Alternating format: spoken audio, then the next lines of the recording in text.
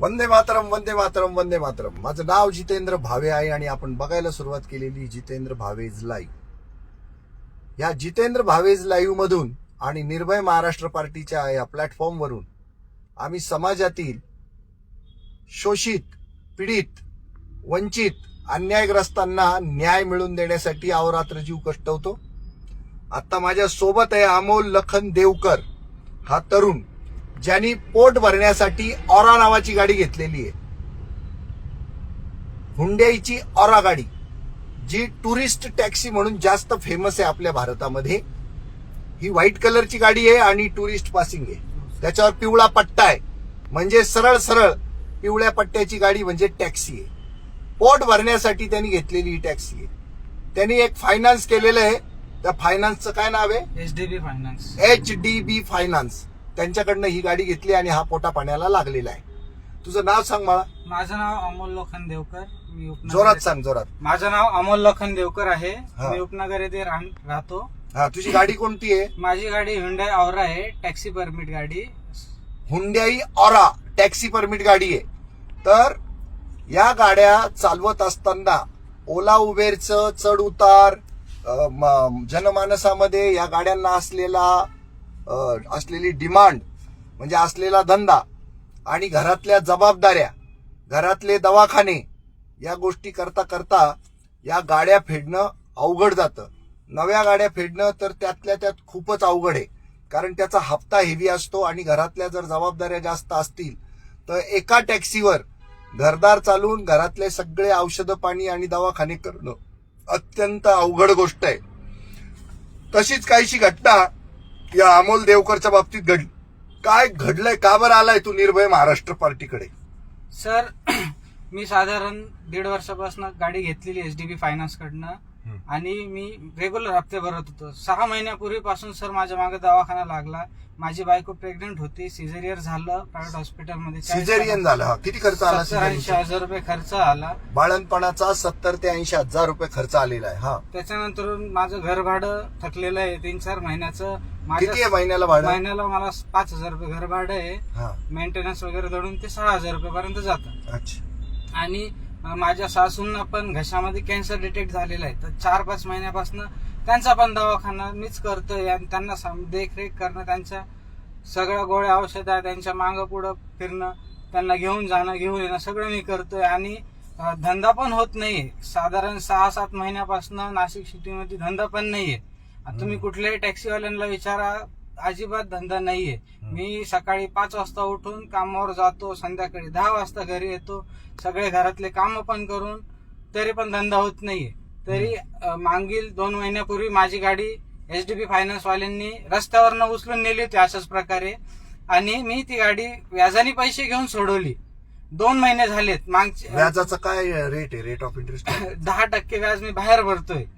आणि परत आता आज परत मी माझ्या त्याच काहीतरी गोळ्या औषधं घेण्यानिमित्त निघालो होतो, तर मेयर सिग्नलवर मला 7-8 गुंडांनी गोळा होऊन गाडीवर मला गाडीने अडवून थांबवलं, मागजोड करून चाबी हिसकून घेतली आणि गाडी घेऊन थेट पळून गेले. सर, मला कुठल्या बँकेचं लेटर दिलं नाही, इंटिमेशन दिलं नाही, काही नाही.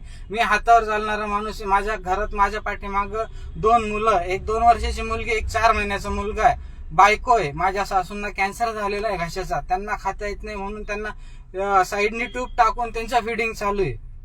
आणि असं असताना माझ्या दुसरा कमाईचा सोर्स काहीच नाहीये.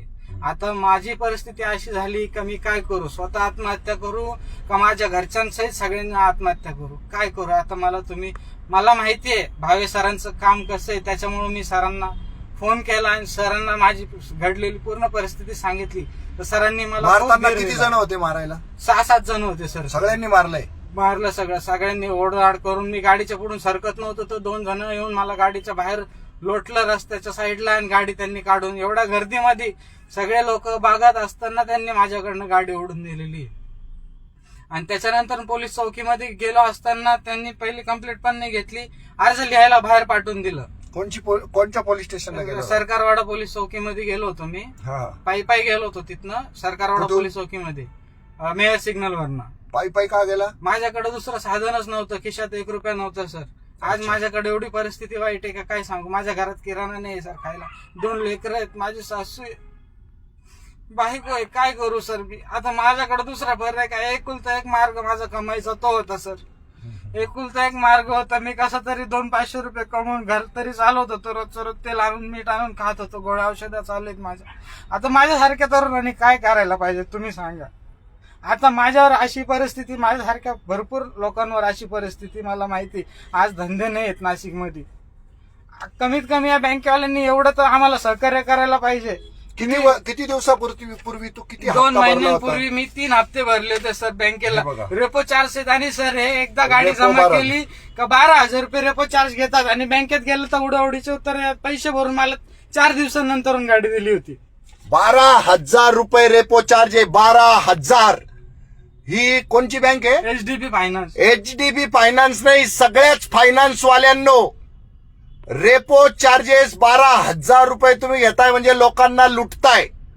प्रायव्हेट फायनान्स मधून फायनान्स घेऊ नका, एकदम ओपन सांगतो. आणि ह्या सगळ्या माफिया टोळ्या आहेत, या वसुली माफिया टोळ्या, या टोळीने याला मारलेले. आणि हा रेपो चार्ज यांना या सांडांना पोचण्यासाठी 12,000 रुपये रेपो चार्ज घेतला जातो. हा असहाय्य माणूस आहे, हा मजबूर माणूस आहे, याच्या मजबुरीचा गैरफायदा घेतलेला आहे. एक तर सरकार कुठल्याही प्रकारचा रोजगार देत नाही, यांनी रोजगार कसा बसा उभा केला. फायनान्स कंपन्यांनी फायनान्स जरूर केला पाहिजे, तुम्ही उपकार करत नाही. 30 आणि 32% तुम्ही कर्ज आणि व्याज वसूल करताय. आणि अशा पद्धतीनं या माणसाला नाउमेद करून, त्याचा अपमान करून, त्याला मारहाण करून, त्याच्या हातातनं गाडी छिनून नेऊन, त्याला 12,000 रुपये रेपो चार्ज लावून, त्या 1.5 महिन्यापूर्वी त्यांनी 50,000 रुपये भरून गाडी सोडवली होती. आणि ही मजबुरी आहे याची, ही हरामखोर माफिया लोकांना माहिती आहे. आणि त्यांनीच मुद्दाम त्याच्या अंगावर हात उचललेला आहे. का तर असहाय्य आहे म्हणून. हरामखोरांनो, श्रीमंत आणि माजलेल्या माणसांना तुम्ही धरून दाखवा, तिथं तुमच्या शेपटा आतमध्ये जातील, मागून आतमध्ये जातील तुमच्या शेपटा. यांच्या मागं कोणी नाहीये, याचा तुम्ही गैरफायदा घेता. अरे तुम्हाला जे 2 दाणे खायला मिळतात ना, तर हे पोरं कर्जाऊ, वाढीव कर्ज, वाढीव व्याज रक्कम, वाढीव व्याजाचा दर, ग्राहक नसताना, या सगळ्या पावसाच्या परिस्थितीत, घरच्या परिस्थितीत, बेरोजगारीचा सामना करत, बेरोजगारीवर विजय मिळवत 4 पैसे कमवून आणून देतात, तेव्हा फायनान्सवाल्यांचं चालतं. फायनान्सवाल्यांचा हा नीचपणा आहे. रिझर्व्ह बँकेचा यांच्यावर कोणताही कंट्रोल नाही. हे सगळे भांडवलशाह आहेत ना, त्यांच्या या कंपन्या आहेत. त्यांनी रिझर्व्ह बँकेच्या सगळ्या अधिकाऱ्यांना विकत घेतलेलं आहे. त्यांनी फायनान्स मिनिस्टर विकत घेतलाय. महाराष्ट्राचा अर्थमंत्री करतो काय? किमान महाराष्ट्राच्या अर्थमंत्र्यांनी ज्या शहरांमध्ये ओला उबेरवर टॅक्स चालू शकत नाही, ज्यांची परिस्थिती अवघड आहे, त्यांच्या बाबतीत तरी काहीतरी बदल करायला पाहिजे. आज ओढून नेलेली गाडी पूर्णपणे बेकायदा नेलेली आहे. सगळ्या टॅक्सीवाल्यांना माझी विनंती आहे, अजिबात यांच्या हातात चाव्या देऊ नका. यांनी गाडी थांबवायला लावली तर थांबवू नका, गाडी त्यांच्या अंगावर घाला डायरेक्ट. यांना घाबरवा आणि तिथून पळून जा. कारण हे सगळे टगे असतात, 6-6, 7-7 जण अशा असहाय्य माणसांना लुटतात. चावी हिसकून घेतली सर, चावी हिसकून घेतली. आणि पोलिसांना माझी विनंती आहे, अशा पद्धतीनं गाडी नेणारे म्हणजे हे दरोडा टाकणारे लोक आहेत. ही हायवे डेकॉइटीची केस आहे, ती दर्ज करायला पाहिजे, त्याच्याशिवाय यांच्यावर नियंत्रण येणार नाही. पोलिसांना माझी विनंती आहे, ताबडतोबीनं अशा पद्धतीनं गाड्या ओढून नेणारे, चुकीच्या पद्धतीनं घराच्या जप्त्या करणारे, दुकानांच्या जप्त्या करणारे, यांच्यावर ताबडतोब नियंत्रण आणलं पाहिजे. देवा भाऊ, ओ देवा भाऊ, लक्षात घ्या, ह्या पोरांना तुम्ही रोजगार दिलेला नाहीये. यांनी रोजगार उभा केलेला आहे. आणि त्या रोजगारामध्ये तुमचा कुठलाही अंकुश नाहीये की यांचा रोजगार सुरक्षित राहील. यांचा रोजगार सुरक्षित ठेवायला मुख्यमंत्री म्हणून आज तुम्ही आषाढी एकादशीच्या विठ्ठलाची पूजा केलेली आहे. माऊलीनं तुम्हाला सद्बुद्धी द्यायला हवी. अर्थमंत्री तुम्ही आहे, या पोरांना न्याय देत नाही तुम्ही. बघा तिकडे जंतर मंतरवर पोरांनी सगळ्यांनी चड्ड्या काढून घेतल्या तुमच्या, कोणालाही सोडलेलं नाही. त्या पोरांना परीक्षा देऊ देत नाही, त्यांचे पेपर लीक करता.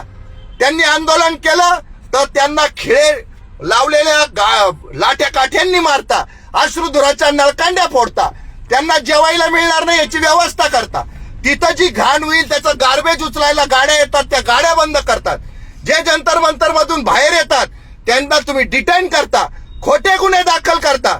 हे सगळं चुकीचं चाललेलं आहे.